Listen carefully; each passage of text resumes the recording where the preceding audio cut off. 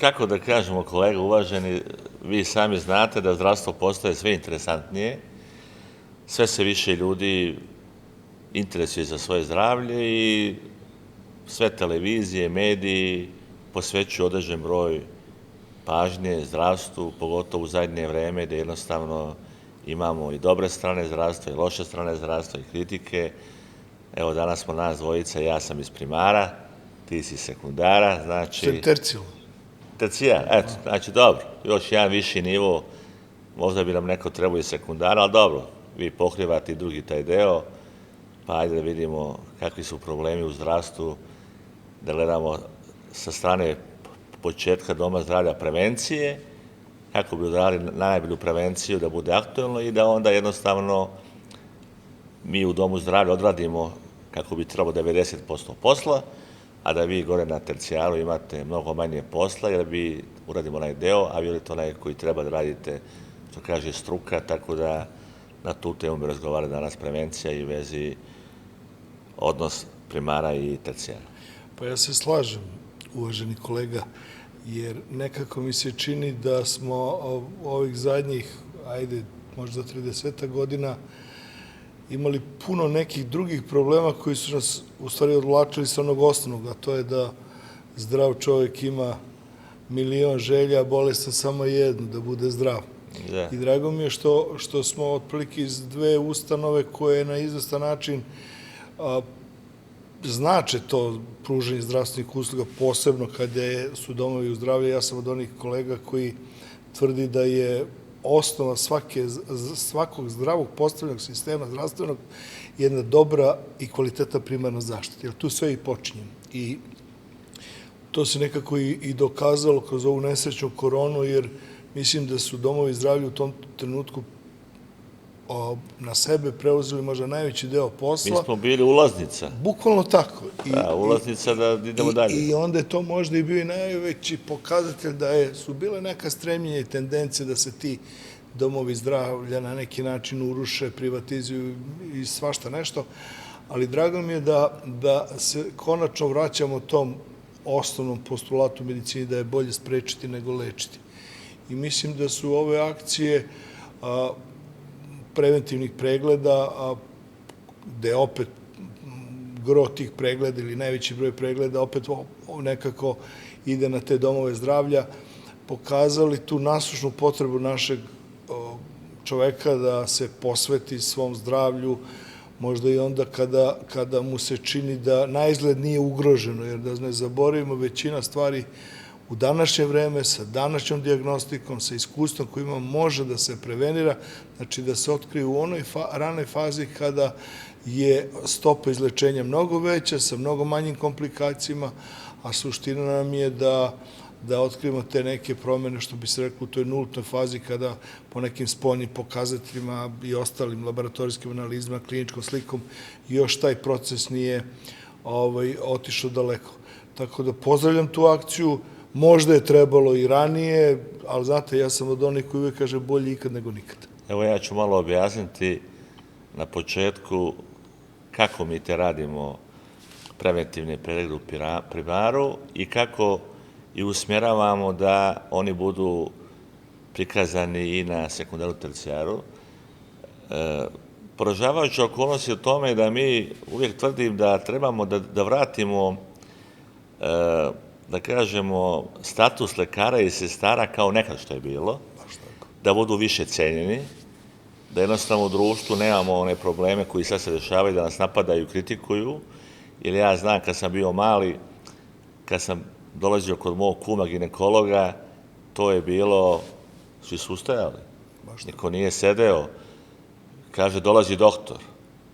Bilo je mnogo više uvažavanja, mnogo više respekta, i po meni bez toga nema dobrog zdravstva, jer to je ozbiljna struka, završiti medicinu ne može svako, ta struka mora biti cenjenija, mora biti plaćenija i moraju ljudi da shvate da je život najvažniji, sve ostalo vi možete da kupite, da uzmete, nema tog bogatstva koje možda namiri vaše zdravlje, a trenutno u zdravstveni sistem veruje 32% populacije Srbije, što po meni nije puno. Treba mnogo više da veruje u zdravstvo. Tu su ispred nas policija i vojska, u sav respekt i vojske i policije, ali ipak mi u zdravstvu činimo mnogo lepše stvari i da kažemo spašavamo živote. Bio je malo zastoj tokom COVID-a za preventivne preglede, jer domovi zdravlja su morali da preuzmu COVID ambulante. Nijedan pacijent nije mogao da dođe na hospitalizaciju dok se nije ustanovilo na PCR testu, brzom, lakom testu, uz kratku anamnezu, tako da je primar tad imao puno opterećenje i to odgovorno tvrdim da je teret primara bio zaista ogroman. Hospitalizacija je išla otvaranjem i pravljenjem novih bolnica zahvaljujući državi, razumevanju, i mi smo u tom situaciji imali jednu situaciju koju nismo znali kako da rešimo, zatekla nas i radili smo u hodu.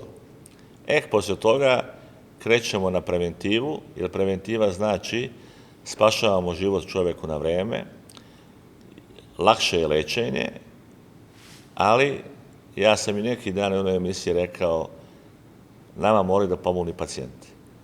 Bez njihove pomoći sam naš studij je uzaludan, moraju da shvate da jednostavno ta prevencija u domu zdravlja je na tom nivou i onda kad me jedan pacijent neki dan pitao u nedelju kad smo radili tumor markere zašto ga nisu zvali kad je uradio to, ja sam rekao dobro što te nisu zvali, znači da si zdrav.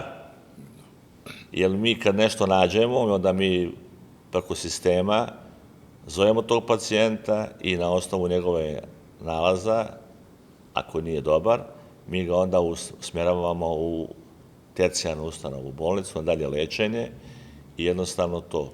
Znači, prvi put stomatologija ide u preventivne preglede.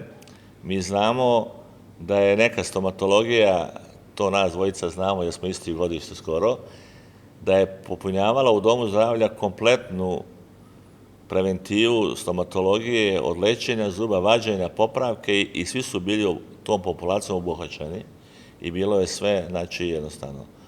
Nekim uredbama, zakonima, to se promenilo i da bi gledalci shvatili, vi danas stomatologiju u ustanovama primara imate u osnovama gdje može da se leče bolesti zuba deca do 18 godina, što je jako bitno, studenti do 26. godine, to mnogi ne znaju, i trudnice koje su u drugom stanju i koje su rodile dete posle godinu dana imaju pravo na to, sve što mnogi ne znaju da imaju pravo na to, i stariji posle 65 godina.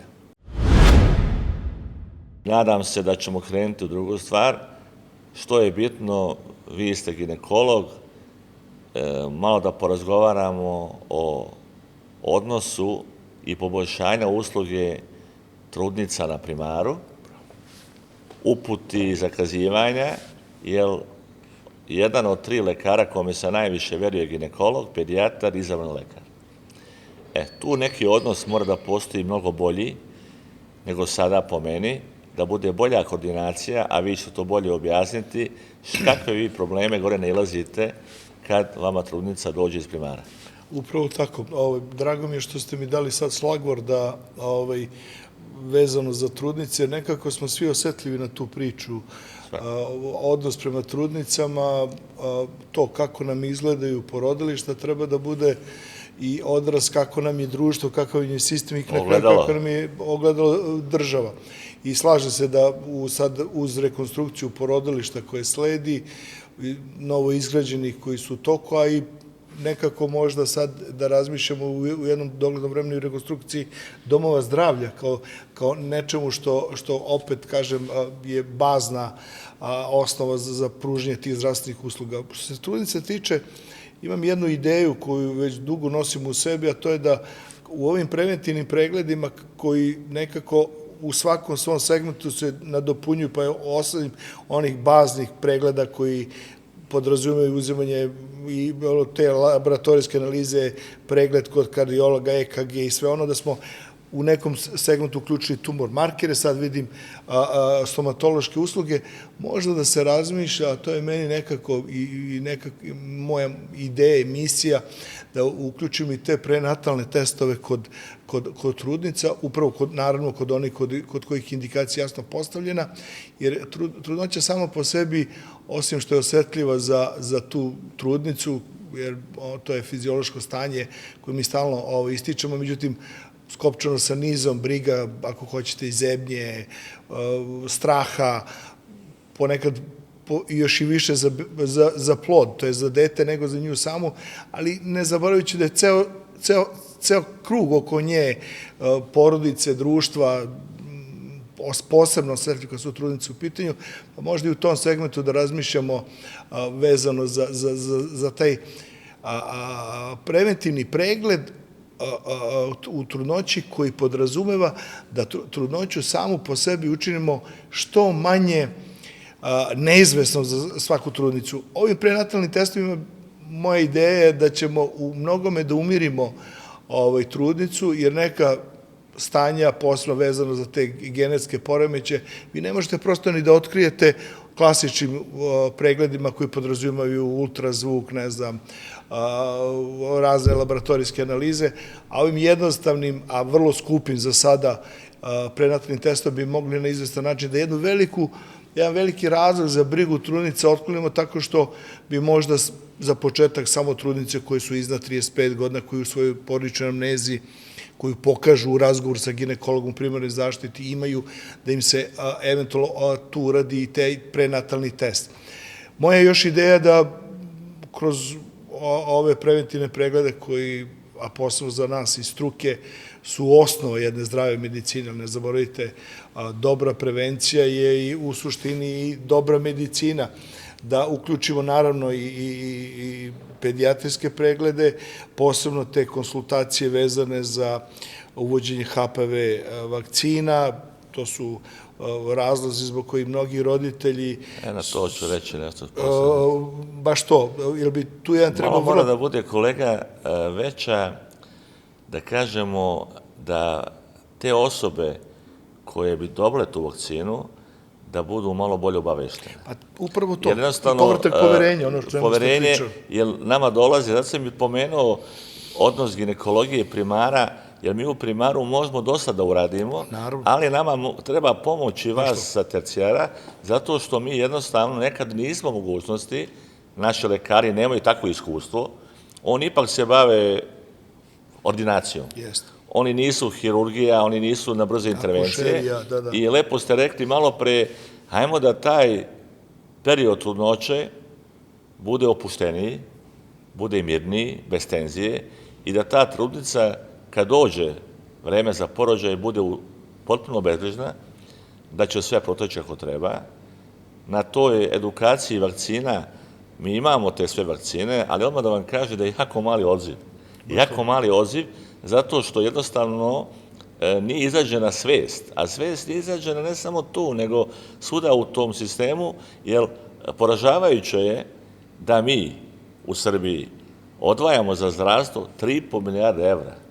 Ljudi, to je ogroman novac, koji treba da se iskoristi za lečenje, a ne da budete u dilemi, vidi, da li ja da primim, da li ja da ne primim, onda taj odnos pedijatra koji treba da bude u sistemu sa ginekologom, timski, čak bi ja tu ubacio psihologa, obaveznog psihologa, da imamo u domu zdravlja, da jednostavno poboljšamo taj sistem, jer zašto sam ovu temu ginekologiju pomenuo, ne zato što si ti, Vanja, tu, nego zato što su nam pune reči i glasovi o natalitetu. Baš to.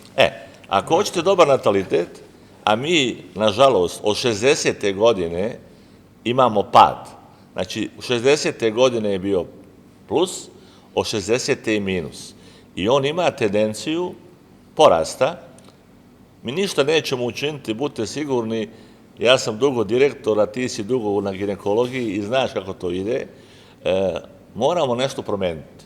A promene moraju da budu, da svi budu zadovoljni, da ne bude pesimizma kao što je danas, i da vi, kad odete kod lekara, ne idete sa nekim stresom i sa nekom predispozicijom da vam neće biti pružena veća usluga i da ćete vi kod privatnika bolje proći. Ja nemam ništa protiv privatnika, zaista.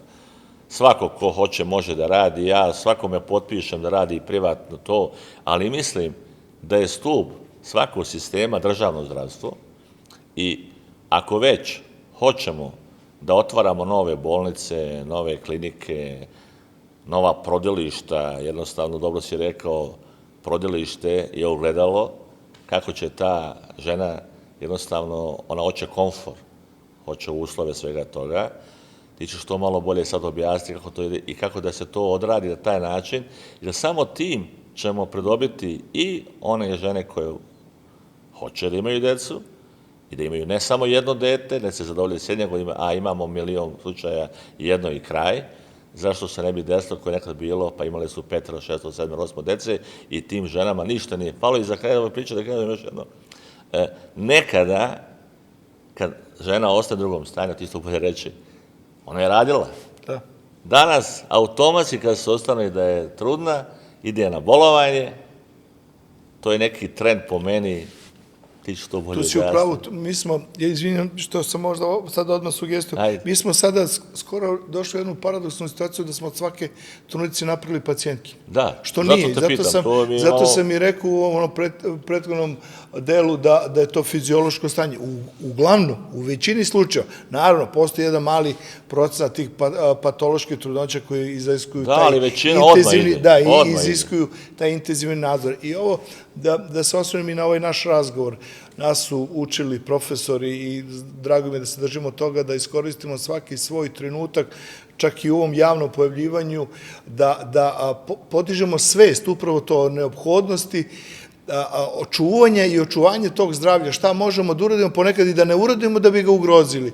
I osim tog povratka poverenja, koje je meni neverovatno važno, jer nekako naša struka se i zasniva na tom iskustvu i dobroj nameri da pomogne. Da se pomogne. Jer ovo sve i radimo da se pomogne. Što se tiče tih demografskih podataka, oni su, eto, toliko loši da, evo, ja koristim sad priliku da kažem nešto što treba da bude jedan ozbiljan alarm, a da u prvih 8 meseci mi uprko svemu što činimo, što se trudimo, što ulažemo, imamo skoro 1000 beba manje nego prošle godine. Taj demografski pad, znači, je ipak evidentan. On, kad se još uzme podatak da je mnogo više osoba umrlo nego što se rodilo, uvode su jedan paradoks što ja nekad znam slobodno da kažem, sada da nam svako da beli papir i olovku, da napišemo listu želja, šta bi voli da se desi po pitanju nekih stvari koje nas mnogo više odvraćaju od pitanja zdravlja, to je Kosovo, litijum, ne znam, sve ostale ekonomske problemi i sve da rešimo onako kako bi mi hteli, da ispunimo želje. Ako nemamo kome da ostavimo ovu zemlju, ako nas ne bude za 30, 40, 50 godina, onda je to sve bespredmetno. Vidi, nemaš kome da ostaviš. Upravo to. Šta? Možeš napraviš bilo šta, a ko će da koristi to? Da se ne svedemo uz opasku na aboriđine ili indijance. Ja bi se sad vratio na ove preventivne preglede, zato što, a tu ćeš i ti malo mi pomoći da objasnimo, kod prevencije, zna se šta je, prevencija je nešto što je sastavni deo medicine, kod nas, nažalost, to nije razvijeno, mora da tvrdimo, jer zašto mi posežemo za prevencijom, Vlada Republike Srbije, ministar Lončar i svi direktori u Srbiji, zato što jednostavno nacija je dosta bolesna. Kad imate, ona pričate o natalitetu i kad vidite da nacija stari, neminovno, sa starošću, imate taj problem da ste sve više bolesniji, imate sve više rizikofaktora koji neminovno idu. I sad, u toj situaciji, mi uzmamo sad parametre zbog čega radimo preventivne preglede, a ljudi nas pitaju, zašto niste ovo? Zato što analizom liste čekanja koje postoje, a neke su poražavajuće, traju po 7, 8, 10 godina, mi gledamo kroz pacijente šta oni traže. Znači, šta pacijent najviše zahteva da mu se omogući. Pa je bilo tu markeri, pa bilo tu, pa je bila, ajde da kažemo ovo, Sad je u trendu da su pregledi zakazivanja veoma problem urologija, urološki pregledi, gdje jednostavno muškarci znamo koji su rizikofaktori, 50+, 40+. Nažalost, složit se sa mnom, da se granica obolenja spustila i da više nije ono kao nekad, vidi, bolesna je, sad jednostavno nisu bitne ni godine i čak po meni, ako nema preventive, da su mlađe populacije ugroženije od starijih, jer stariji vode više računa.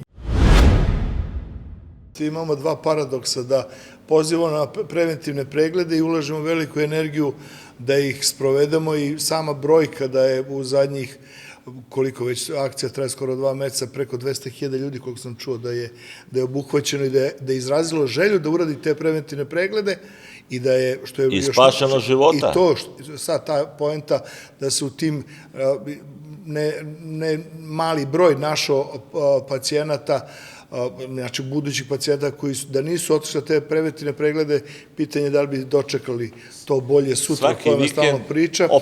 A da sa druge strane opet imamo te liste čekanja i onda je za običan svet prosto je neshvatljivo da pozivamo na preventivne preglede, a ovamo imamo brojku od 60-70.000 ljudi koji još nisu stigli na skener, ortopedska operacije. Evo vidi, samo jedna sekunda, skener smo rešili prošle subote, ali šta je na sastanku bilo po meni smešno? Na skener nema da se čeka, zarašeno je sve. Ali šta se desilo? Ljudi nisu došli po nalaz. Pazite, očitano sve i 30% ljudi nije došlo po nalaz. I onda su, to ćemo na kraju da pomenemo,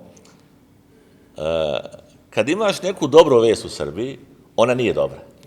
Samo je bitno da lošu vest baciš i da ona mu nevitom, loša vest putuje 0,1 sekundu, a dobra godinama putuje. I onda se desilo da je neko rekao, vidi, nisu očitali nalaz skenera, a šta je u stvari bilo? Svi su očitani, sve ustanovljeno, ali ljudi nisu da ga podignu. Sad ti misliš o tome. To je jedan primjer samo. Ima ona divna reklama, mislim da je pokojni Gaga Nikolić govorio, kaže, nije vest da je pas ujeo čoveka, nego je vest da je čovek ujeo psa. Prosto i mi dođemo u jedan ponekad paradoks da nikad više priča o zdravlju, onda se potrudite istinski da uložite, jer ne zaboravite, to ljudi olako shvataju, da bi ovi pregledi funkcionisali, dok svako tu subotu i nedelju koristi za, ako ništa, druženje sa porodicom, da se posveti nekim svojim hobijima i nekom slobodnom vremenu, vi morate da angažujete dodatno ljude koji osim radne nedelje moraju sad i vikendom da rade. Naravno da to sve treba i da se možda i finansijski isprati, da se ulože mnoga sredstva. Znači sad svaka akcija biće plaćena, ali šta bi teo da još ti malo dopuniš? Ne volim ljude koji kažu da se doktori teraju na silu. Imali smo primjera. Upravo ću to da kažem. Da su sestre primorane, da direktori terorišu svoje zaposlene. Pa reci sam, da li će neki doktor doći? Ja stalno, i drago mi da si tu temu načeo, jer mi smo iz jednog perioda poštovanja lekara, kada bi doktor ušao na neki stadion, dobio bi aplauz na otvorenoj sceni. Ustali bi. Verujte mi, to je jedan bio možda i od motiva i svih nas da se posvetimo medicini, jer osim te potrebe koja je iskonska kod čoveka da pomogneš nekom drugom, i mislim da tu nema ništa uzvišenije, časnije i veće, to poštovanje celog sistema je nekad bilo mnogo veće i, ako hoćete, ispravnije. Plašim se da smo devalviranjem svega, posebno zdravstvene struke, i došli u ove sad paradokse o kojima pričamo.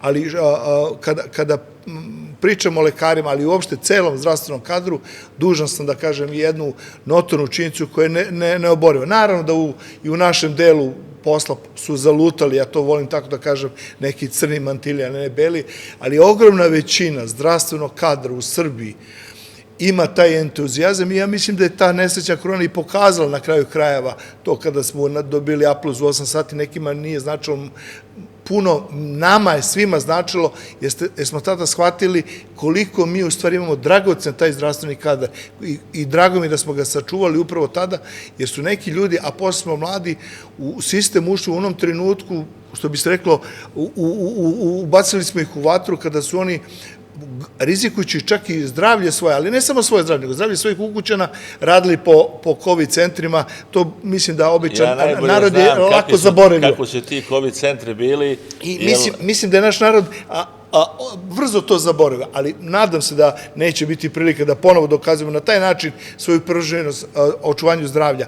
I uvek volim da kažem, većina mojih kolega, ne samo što je ne razmišlja o materijalnom nadoknadi za ovo što se radi. Jeste ono istinski još uvek nedovoljno, ali čak imam negde svoju viziju da bi većina ovaj posao radilo i da ga plati, da bi u smislu da možeš nekom da pružiš. Ja se slažem s tim, zato što sad vlada je donela odluku i Ministarstvo zdravlja da će se svi, znači, timovi plaćati. Ja sam uvijek rekao da to nije odlučujuće, da nekim lekarima taj novac nije bitan. Apsolutno. I možda je on zadovoljen da mu daš 2-3 slobodna dana i da on taj dan dođe, odradi taj deo i da vidi te ljude, da im pomogne. I jednostavno ja nisam, evo, dugo sam direktor, nikada video da je neko rekao, vidi, ja neću, ne mogu, nego svi kažu, vidi, uklopit ćemo se u smene. Nikad nisam gledao to da kažem ultimatum, mora doći, nego da se organizuju. Jer načelnik najbolje zna svoju službu. Ja kao direktor to ne mogu da znam, oni znaju kako ko radi, ko šta radi, šta ko poznaje, koji radi, koji je ultrazvuk. Svi smo mi lekari usko vezani za nešto što najbolje poznajemo i mi tačno znamo, kao i ti kod tebe, koga ćeš da konsultuješ. Uz iskusne lekare, mi tu dovodimo i mlađe, ako ništa da uče, a uče jednostavno, jer i oni su nekad, možda bi to nekad trebalo otvoriti temu, da ovi mlađi lekari, mlađe sestre su malo zapostavljene, ali nije u principu, ja uvijek to kažem, malo budite strpljivi, jer lekari su opterećeni i oni nikad nemaju baš toliko vremena da se baš posvete vama, jer tu je pacijent. A vi budite, kao i mi, kad smo išli, uporni, moraš biti uporan, ne smiješ brzo da izgubiš želju i sve to, da naučiš, jer najbolje ćeš naučiti na praksi. Knjiga je jedno, a kad dođeš u struku i kad vidiš pacijenta, ja to vidim na mlađim kolegama, ja uvijek sam za to da se daje mlađima šanse. Naravno, jer i mi smo nekako, što bi se reklo, bili mladi i mi smo grabili da naučimo taj posao. Ja, za razliku od možda nekih naših kolega koji su pesimistični po pitanju tog opstanka naše zdravstvene struke, posebno lekarskog kadra, ja ne sumnjam u to, jer vidim u mladima ono što smo mi negde imali pre možda 30-40 godina, želju da se uključe u ovaj rad, jer ne zaboravite kada pričamo da je oko 200.000 ljudi pregledano, znači da je 200.000 ljudi iz sistema učestvovalo za taj jedan ozbiljan posao.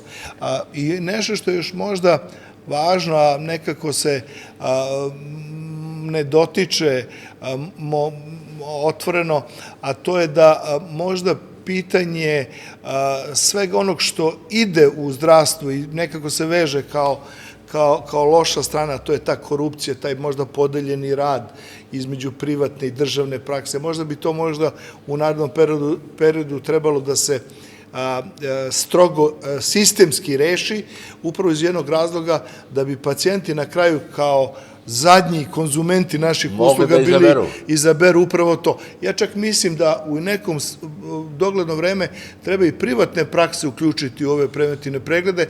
Naravno, po svim postulatima kako medicina će postoji, ja sam od onih lekara koji uvek javno priča, ne postoje privatni državni lekari, postoje dobri i loši.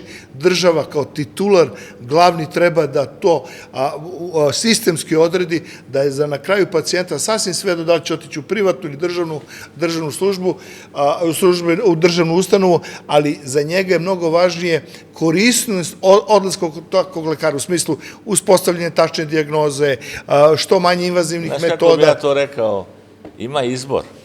Upravo tako. Uvijek je bolje kad imaš dve varijante, pa on kaže, vidi, oni su meni dali mogućnost, iako ja kažem, ja sam za to da se postepeno uvede, jer fondu je svejedno kome će da plati. Upravo to. Fond će da plati uslugu. Čak onom koji je uspešniji. Jeste. I onda će se napraviti konkurencija. Da. Bitno je da se konkuriše, jer ako nemaš konkurenciju dva borca, ljudi olako to shvataju. Ja sam uvijek za borbu. A borba je ta, ne da ti se boriš da te pacijente privučeš sebi, nego da ti pacijenti u tebi steknu samopouzdanje. Odlično si to primetio. I još jedna stvar, strašno mi je drago da imamo mogućnost i priliku da i ovakvim nekim našim razgovorom mnoge zablude ljudima koji će gledati ovo i razbijemo. Kada pričamo da se svi mi zalažemo, posebno iz državne struke, i kada kažemo da su oni besplatni za pacijenta, oni jesu za pacijenta besplatni, ali nisu za sistem, za državu, za društvo. Jer ne zaboravite, da bi uradili jedan preventivni pregled, sutra operaciju, bilo kakvu intervenciju, vi morate pre svega da imate i materijal čime ćete da radite, sve ono što ide, infrastrukturu, da na kraju platite te zdravstvene radnike, sestre, lekare, ono. Tako da to državu, to je sistem, izuzetno košta. To što mi insistiramo na besplatnim pregledima, to je činjenica da... Vidi, to košta, ali još šta je bitno? Mi hoćemo u jednom momentu Beograd ima najbolju zdravstvenu zaštitu, da se ne laže. Pa ide Novi Sad, pa onda ide Niš, Kragujevac, pa onda mesta po Srbiji. Kad napraviš ovu akciju, ti moraš obezbediti ginekologa i u malom mestu. Upravo to. Jer vidi, svi 178 domova zdravlja, svi kliničko-bolnički centri, svi ovi moraju da onome koji gleda televiziju, medije, informisanje, on će doći i pitati, a vidi, gde je on? Znači ti moraš iz tih mjesta gdje ima da ga upotiš tamo, on mora tamo da ode, da uradi posao. Uvijek je problem koliko će ih doći. To je problem. Znači, evo primjer. Prošli vikend radili smo dosta stvari, kroz moju ustanovu su prošla 331 osoba. 331 osoba gdje zahteva laboratoriju, tumor markere, analize, iskusne, biohemičara, laboratorija to odradi, sestru medicinsku s lekarom u timu, onaj koji će dovediti u sistem, informatičari, jer nije to, znači tu dolaziš bez knjižice, bez ničega, ministarstvo ima sistem gdje se upisuju podaci, da to ostane u bazi podataka. Da sutra znaš šta si odradio, jer kad smo radili liste čekanja, iznenadili smo se da na listama čekanja imaju ljudi koji uopšte nisu više živi, koji su se prijavljivali pre 10 godina. Te liste nisu redividirane, nisu kontrolisane. I vi kad čovjeka nazovete, primjer, kaže ja sam se operisu, našao je vezu, privatno platio, već kako je. Znači, i tu se treba uvesti reda, jer dobra informatika, dobar sistem toga svega omogućava da nama lekarima omogućava lakši posao. Upravo to i ja se inače zalažem da taj zdravstveni karton bude kao lična karta svakog od nas, jer ne zaboravite uz krvnu grupu i par osnovnih anamnestičkih podataka koji su vrlo bitni za određivanje svake dijagnoze i za možda pravilno lečenje, sve to treba sistematizovati, sve to treba ubaciti u sistem. Žao mi je što ljudi koji nisu svesni ozbiljnosti ovakvih poslova, olako daju kvalifikaciju u smislu ja ne branim svoj sistem, nadam se da delimo isto mišljenje. Ovo pokazuje da možemo uvek i više i bolje i to je neosporno. Mislim da je pitanje samo organizacije, upravo to. Ali ne zaboravite da smo mi kroz jedan period, a posle taj period unazad 30 godina prolazili kroz sve i svašta i retko ko bi mogao adekvatnije i bolje da odreaguje. Ono što je poenta cele priče je da istinski ta potreba za zdravstvenom negom, zdravstvenom prosvećenošću, za pružanje zdravstvenih usluga je u istinski ogledalo, što sam rekao, svakog društva i svake države. I drago mi je da, ali za to treba da se steknu ti ekonomski parametri, kako ja to uvek kažem, jer vi ne možete i pored svoje dobre volje, mi sad ovde ne bi mogli da uradimo ništa osim pružanja možda hitne pomoći. Znači vi za jedno adekvatno zbrinjavanje pacijenata, određivanje njegove dijagnoze i svega ostalo, morate da imate jedan uređen sistem koji mora neko i da plati, da kupi, da ga postavi. Drago mi je što u celoj ovoj priči mislim da polako ubiramo plodove tog nesebičnog ulaganja u sve ovo što se zove pružanje zdravstvenih usluga, da to narod nekako i prepoznaje. I sad ću se vratiti na početak. Mislim da polako podižemo tu lestvicu dižemo je polako, sigurno, koja nisam za znači to poverenje. Da je dignemo naglo mnogo visoko, upravo to, nego da idemo korak po korak i da ono što je loše ispravimo, a jednostavno naš cilj je da ova nacija bude zdravija, da imamo veće poverenje od 32%, što po meni nije puno, i da jednostavno ljudi shvate da lekarima i oni treba da pomognu, a ne samo minimum.